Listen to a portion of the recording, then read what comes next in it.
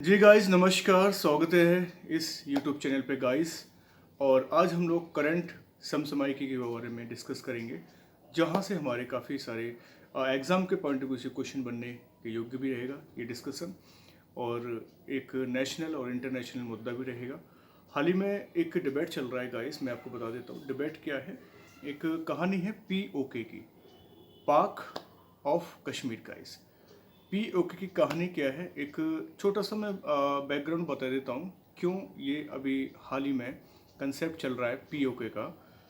पाक ऑफ कश्मीर जो 1947 में एक्चुअली आज़ाद हो गया था भारत देश, पाकिस्तान 14 अगस्त को हो गया था। तो उस समय नेहरू जी ने अपने दिल्ली में बैठ कर डिसाइड किया था कि जो देश भारत की तरफ आना चाहते हैं उनका स्वागत है, जो राज्य जो स्वतंत्र है। तो उनमें से एक राज्य था जो स्वतंत्र था अपने आप में, राजा हरि सिंह का, जो गुलाब सिंह के वंशज थे। तो राजा हरि सिंह राजा थे कश्मीर के। वो उन्होंने कहा कि हम ना पाकिस्तान जाना चाहते हैं ना हिंदुस्तान जाना चाहते हैं, हम फाइनली स्वतंत्र रहना चाहते हैं। और स्वतंत्र रहकर उन्होंने अपना मोटिव तो बना लिया, स्वतंत्र रहकर मोटिव तो बना लिया, लेकिन अपने आप को बचा नहीं पाए। इसी का फ़ायदा पाकिस्तान ने उठाया और पाकिस्तान ने इंस्टेंट अटैक कर दिया कश्मीर पर। और जम्मू कश्मीर पर अटैक करते हुए उसने आधा कश्मीर कब्जे में कर लिया। तो वही एक आधा कश्मीर है POK गाइस, जो जिस पर हम लोग आज थोड़ा डिस्कस करने वाले हैं। आधा कश्मीर जब कब्जे में कर लिया, तब जवाहरलाल नेहरू ने वहाँ पर आर्मी भेजी।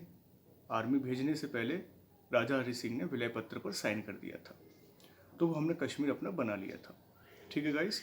उसके बाद फिर हमने आर्मी वहाँ भेजी और आधे कश्मीर तब तक वो ले गया था। अगर हम आर्मी नहीं भेजते तो पूरा कश्मीर आज पाकिस्तान के पास हो जाता। आज इसलिए मैं POK की बात कर रहा हूँ, छोटा सा एक मोमेंट आया है क्योंकि हालात POK में ज़्यादा ख़राब हैं। और 15-20 दिन पहले हमारे गृह मंत्री साहब ने भी डिसाइड किया था कि अब POK की बारी है। डिफेंस मिनिस्टर साहब ने भी बोला था कि हम पाक ऑफ कश्मीर को लेकर रहेंगे, जो 1947 में और 48 तक एक तरह से उन्होंने कब्जा कर रखा था उस पर। आज की डेट में वो इतना डिस्टर्ब हो गया है कि वहाँ के लोग आटा, पेट्रोल, डीजल, शिक्षा व्यवस्था, सुरक्षा व्यवस्था, परिवहन, इन सब से परेशान हैं। ऊपर से टैक्स मार रहा है उनको। तो कल का ही समाचार है, NBT की न्यूज़ है, दैनिक भास्कर राष्ट्रीय संस्कृत की न्यूज़ है। तो कुछ लोग ऐसे हैं जो POK को बर्बाद करने में तुले हुए हैं, लेकिन वो कुछ लोग हैं पाकिस्तान के लोग जो POK को शांत नहीं रहने देना चाहते। उनका मकसद है कि POK को मतलब एक तरह से आतंकवादी संगठन के रूप में पेश किया जाए और भारत में वहाँ से तस्करी की जाए। मतलब अंतर्राष्ट्रीय सीमा का एक सर्वर स्टेशन बनाना चाहते हैं POK को। और वहाँ की आवाम आज त्राहिमाम त्राहिमाम चिल्ला रही है और वो चाहती है कि भारत हमारा सहयोग करे, प्राइम मिनिस्टर मोदी जी हमारा सहयोग करें और हम भारत में शामिल होना चाहते हैं। ये एक मैसेज आया है, PM साहब से दरख्वास्त और रिक्वेस्ट की है कि हमें भारत में जगह दी जाए। हम POK में, हम गुलाम कश्मीर में रहना नहीं चाहते। POK को वो गुलाम कश्मीर कहते हैं वहाँ की आवाम। हम गुलाम कश्मीर में नहीं रहना चाहते, हमें स्वतंत्र अधिकार दिए जाएं, हमें भारत में प्रवेश दिया जाए। और प्रधानमंत्री जी जैसे अलग अलग देशों से अपने भारतीयों के लिए काम कर रहे हैं, वैसे ही यहाँ POK में हमारी जन समस्याएँ सुनी जाएं। तो गाइस, POK के बिल्कुल अपोजिट आप जैसे POK है इस साइड, उस साइड क्या है, ऑक्साइन चीन है। तो ऑक्साइन चीन का तो मुद्दा आपने सुना ही है कि ऑक्साइन चीन पर हाल ही में कंट्रोवर्सी मैप जारी किया है चाइना ने। इस वजह से G20 की बैठक में चाइना मतलब नहीं आया। चाइना ने अपने जो प्रधानमंत्री थे ली क्यांग, उनको भेजा था अपना रिप्रेजेंटेटिव के लिए ठीक है गाइस। और अरुणाचल प्रदेश में भी अपना मैप शो किया है चाइना ने। तो कुछ इंटरनेशनल मुद्दों को लेकर चाइना ने, मतलब राष्ट्रपति जो है शी जिनपिंग, वो एब्सेंट रहे और अपना प्रधानमंत्री ली क्यांग भेजा गया वहाँ पर, ठीक है। रशिया के प्रेसिडेंट क्यों एब्सेंट रहे, क्योंकि वहाँ इंटरनल और एक्सटर्नल दोनों तरफ से वार चल रहा है। कीव पर कल ही रात में लगातार हमले हुए हैं, तो काफ़ी डिस्टर्बेंस है, नेशनल इमरजेंसी हालात लगे हुए हैं तब से। 600 डेज हो गए गाइस, लेकिन अभी तक कोई सुधार नहीं हो रहा है। हम मानते हैं G20 बैठक हो रही हैं और लगातार कई सारी सिटिंग हो चुकी है और ये 18वां बैठक थी, 18वां शिखर सम्मेलन था। अब तक 18 हो चुके हैं, 19वां ब्राज़ील में हो जाएगा। G21 बन चुका है, मतलब न्यू जो आया है वो अफ्रीकन यूनियन शामिल हो चुका है, 21 हो चुके हैं अब। तो वो बाकी सारी सब चीज़ें शांति के लिए अर्थव्यवस्था कंट्रोल करने के लिए और वहाँ के सतत विकास डेवलपमेंट के लिए ये सारी चीज़ें होती रहती हैं। एक साथ विश्व नेता लोग एक मंच पर बैठते हैं और विचार विमर्श करते हैं, मंथन करते हैं। मंथन तो 2008 से लगातार होता आ रहा है, लेकिन अभी तक कोई भी मतलब इम्पैक्ट या कोई भी रिजल्ट देखने को नहीं मिला। बैठकें होती रहती हैं लेकिन रिजल्ट कम मिल रहे हैं गाइस। अभी फिलहाल हमारे भारत सरकार ने अब तक की बैठक में सबसे ज़्यादा खर्चा किया है G20 का गाइस मैं आपको हिंट दे रहा हूँ, छोटे से पॉइंट है। लगभग 4100 करोड़ रुपए का खर्चा हमारी भारत सरकार ने किया है G20 के मेहमानों की मेजबानी करने में गाइस। ठीक है, कि चाय पानी नाश्ता सारी चीज़ें खाने पीने से लेकर सुरक्षा व्यवस्था से लेकर लगभग 4100 करोड़ रुपए का खर्चा आया है। अब तक किसी भी देश ने इतना खर्चा नहीं किया जितना भारत देश ने अपनी मेजबानी में किया गाइस। एक इनक्रेडिबल बात है। मोदी सरकार ने इसके लिए बजट 950 करोड़ का बनाया था, लगभग 1000 करोड़ का, कि तकरीबन इतना खर्चा आएगा। 1000 से 1500 हो सकता था, 100-200 करोड़ बढ़ सकता था, लेकिन हम तो 1500 मान रहे, लेकिन अचानक 4 गुना, तो ये तो एक तरह से मतलब विपक्ष पार्टियों को मुद्दा मिल गया है और यही मुद्दा आज वायरल है कि 4100 करोड़ रुपए की चाय पिलाने की ज़रूरत क्या थी। देश में कंगाली छा रही है, भुखमरी छा रही है, कुपोषण छा रहा है, हालात एकदम ख़राब हो चुके हैं हिंदुस्तान में, लोगों के पास रोज़गार नहीं है, तो वहाँ पर ये इन्वेस्टमेंट हो सकता था इस पैसे का। 950 करोड़ बजट था, हमें कोई ऐतराज़ नहीं। कई सारी पार्टीज़ हैं, महागठबंधन इंडिया जैसे कहते हैं, Indian national democratic inclusive alliance जो इंडिया है, स्पेशल सेशन में इसको चेंज कर दिया जाएगा। तो बहुत सारे मुद्दे हैं गाइस, मैं आपको ब्रीफ करना चाहता हूँ कि काफ़ी खर्चा हमारे भारत देश ने G20 में किया है और G20 होने से चाइना पाकिस्तान भी भौंकलाया गया है।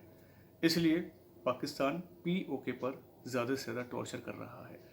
POK को वो सोच रहा है हम खो देंगे, पाकिस्तान को आभास हो चुका है कि हम खो देंगे गाइस। अब इसलिए जो POK है वहाँ की आवाम रिक्वेस्ट कर रही है इंडिया सरकार से कि हमें भारत देश में प्रवेश दिया जाए, हम मोदी जी की मतलब मोहताज होंगे। हमें रिक्वेस्ट है, हमारे बच्चे, हमारे बुज़ुर्गों के बारे में सोचें। वहाँ की आवाम गाइस रिक्वेस्ट कर रही है POK की, क्योंकि पाकिस्तान वहाँ से मैक्सिमम टैक्स निकालना चाहता है, क्योंकि पाकिस्तान अभी इकोनॉमिक कंडीशन ख़राब है, क्राइसिस है, वहाँ पर हालत ख़राब है गाइस। तो ये तो रहा POK का मुद्दा जो हाल ही में गर्मा रहा है हमारे हिंदुस्तान के अंदर, और इसी का फ़ायदा हमारे अब केंद्र सरकार उठाएगी। वहाँ के आवाम को हम चाहते हैं कि POK भी अपना हो जाए, हम तो चाहते हैं पाकिस्तान भी एक दिन भारत में समा जाए, लेकिन कई सारे इंटरनल मैटर्स क्रिएट हो जाएंगे। हमारे यहाँ सिविल वार छिड़ सकता है इस पोजीशन पर, क्योंकि यहाँ की आवाम, भारत की जो जनसंख्या है वो वैसे भी परेशान है। ठीक है, ये नहीं कि भारत की जनसंख्या के पास मतलब सब कुछ एवरेज में है, एवरेज में नहीं है, बिल्कुल लोअर कैटेगरी में लोगों के पास संसाधन है। बड़ी मुश्किल से हरी बीमारी के लिए पैसे जोड़ पा रहे हैं, शादी विवाह के लिए पैसे जोड़ पा रहे हैं, घर बार बड़ी मुश्किल से बना पा रहे हैं। तो बाहर की जनसंख्या को अगर हम बाहर की जनसंख्या को भारत में शामिल कर लेंगे तो आप जान सकते हो कि अभी तो हम 150 करोड़ समथिंग है ही हैं, ऑफिशियली 143 करोड़, और अनऑफिशियल की बात करें तो 225 करोड़ हैं जिनके पास डॉक्यूमेंट नहीं है। अगर उन शेल्टर्स की बात करें तो मैक्सिमम 180 करोड़ प्लस की आबादी हमारे देश में आज भी निवास कर रही है, और वहाँ के अगर आ जाएंगे 3-4 करोड़ और, तो आप समझिए कितनी आबादी बढ़ जाएगी। काफ़ी बलूचिस्तान भी कह रहा है कि हमें भारत के साथ रहना है। कई सारे मैटर को हमारा गृह मंत्रालय देखेगा, उस पर मंथन जारी है। कई सारे कानून में भी परिवर्तन किया जाएगा, गृह मंत्रालय इस पर विचार विमर्श कर रहा है। तो आपकी क्या राय होगी गाइस, तो आप मुझे कमेंट कर सकते हैं कि POK या बलूचिस्तान को भारत में शामिल किया जाए या नहीं किया जाए। ठीक है, जो बच्चे सीरियसली वीडियो देख रहे हैं तो वो मुझे बताएं, क्योंकि सारे पॉइंट हमारे इंटरनेशनल मुद्दे हैं। और हमारे पॉइंट बनते भी हैं, तो थोड़ा आप कमेंट किया करें, देखा करें, सोचा करें, ठीक है। और एक पॉइंट अलग से आ रहा है डिफेंस में कि अब जो आर्मी वाले हैं वो बीजेपी सरकार, केंद्र सरकार की योजनाओं के बारे में बताएंगे। मतलब एक तरह से विपक्ष पार्टियों को एक और प्रोपेगेंडा मिल गया है, एक और एजेंडा मिल गया। क्या मिल गया है कि जितनी भी आर्मी है भारत सरकार की, वो जो है एक तरह से प्रोपेगेशन करेगा, प्रचार करेगा योजनाओं का, ठीक है। बहुत सारी योजना है, जैसे कि आपका जनधन योजना है, आपका आयुष्मान भारत योजना है, आपका हेल्थ से रिलेटेड योजना है आपकी, है ना, वृद्धावस्था पेंशन योजना है आपकी, और ये मतलब मैक्सिमम योजनाएं हैं जो हमारे सैनिक जो है इसका प्रचार प्रसार करने में अपना टाइम देंगे। और वो भी कैसे? हॉलीडे पर गाइस, छुट्टी लेके आएगा आर्मी मैन, तो वो क्या करेगा? भारत सरकार की योजनाओं को जन जन तक पहुंचाएगा, डोर डोर तक पहुंचाएगा। इतिहास में पहली बार किसी आर्मी को ये काम सौंपा गया है, मतलब सेना में, चाहे एयरफोर्स हो, चाहे नेवी हो, चाहे आर्मी वाली हो, थल सेना, मतलब तीनों सेनाओं को ये काम सौंपा गया है। कोई भी सोल्जर, कोई भी ऑफिसर अगर ऑफ ड्यूटी रहता है, छुट्टी पर रहता है, तो वो भारत सरकार की योजनाओं को जन जन तक पहुंचाने का काम करेगा। इस तरह से विपक्ष पार्टियों को मुद्दा मिल गया है कि भारत सरकार ने आर्मी को, सेना को भी एजेंट बना दिया है और जगह जगह ये काम करेंगी। मतलब सेना का मनोबल खत्म कर रही है एक तरह से, और हमारी आर्मी, हमारी सेना घर घर जाकर डोर बेल बजाएगी और बताएगी कि योजना ले लो, ये योजना ले लो, ये योजना ले लो। तो बहुत सारे मुद्दे हैं गाइस कमेंट करने के लिए और बताने के लिए, मैक्सिमम चीज़ें हैं। इसलिए हमारी सरकार जो भी अपने हिसाब से काम कर रही है, लेकिन ये आर्मी वाला काम, मतलब मैं भी इसके लिए नहीं तैयार कि इस तरह से कोई ऑफ ड्यूटी आता है और वो ऑफ ड्यूटी पर भी योजना के बारे में बताए, वो बात अलग है, उनका कर्तव्य है। लेकिन अगर रिमोट कंट्रोल से चलना पड़े कि केंद्र सरकार का हुक्म है कि आप प्रचार प्रसार करें, 2024 में इलेक्शन है, तो ये एक तरह से गलत है। योजना के बारे में तो हम भी बताते हैं, एक सिविलियंस भी बताते हैं, एक टीचर प्रोफेसर भी बताता है। क्या उसको कोई पैसा मिलता है? क्या हम ये सरकार के एजेंट हैं? नहीं है। लेकिन वो हमारी एक ड्यूटी बनती है कि हम सही योजनाओं को इंसानों के और जो सिविलियंस हैं डोर टू डोर जाके बताएं। हमारा कर्तव्य है, हम खुद बताते हैं।